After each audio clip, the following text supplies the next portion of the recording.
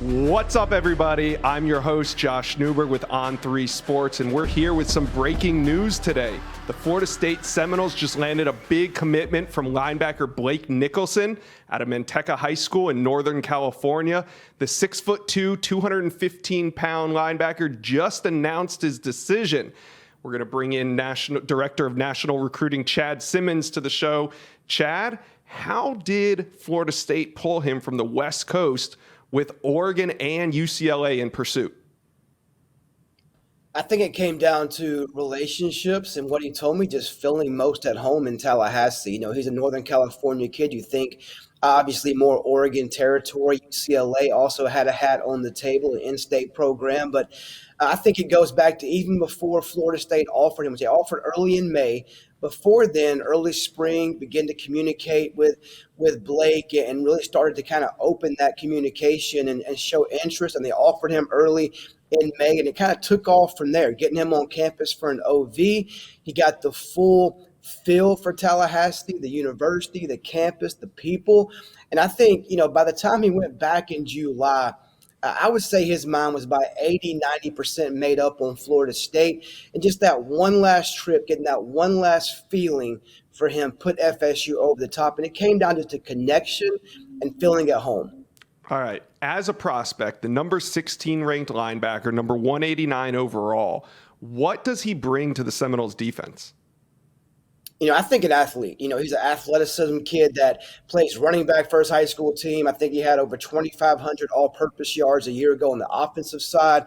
Obviously, he projects at linebacker on defense at Florida State, and I think he'll take that athleticism from running back and put it to defense at linebacker at Florida State. And he's a sideline-to-sideline guy. He's a 4.64 guy in the 40.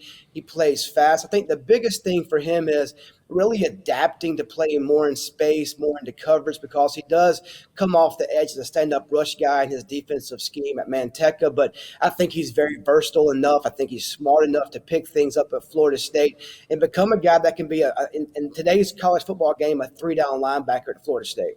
Mm-hmm. Yeah, and Nichelson did take that July visit to Tallahassee.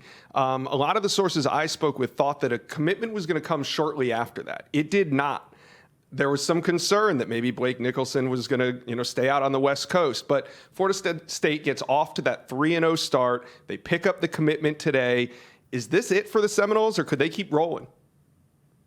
I mean, they sure hope they keep rolling come Friday with in-state target Hakeem Williams. I mean, obviously, picking up a kid like this means a lot to your recruiting class, showing you can go national.